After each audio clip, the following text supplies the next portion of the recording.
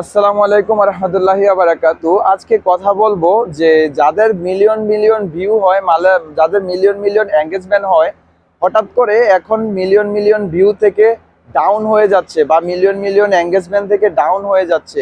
এর কারণটা কি?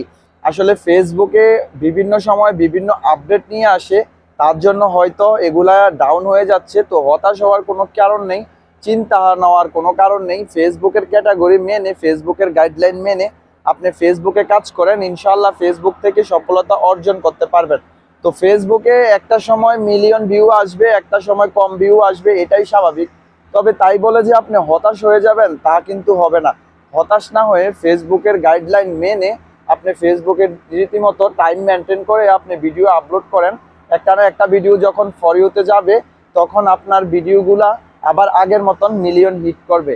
এবং কি, যারা চিন্তাতে আছেন যে এখন কেন ভিডিও ফর ইউতে যাচ্ছে না বা রিলস এঙ্গেজমেন্ট কমে যাচ্ছে, তাদেরকে উদ্দেশ্য করে বলবো যে চিন্তা না করে আপনারা আগের মতো কাজ করেন, আপনাদের সবকিছু ঠিক হয়ে যাবে ইনশাল্লাহ।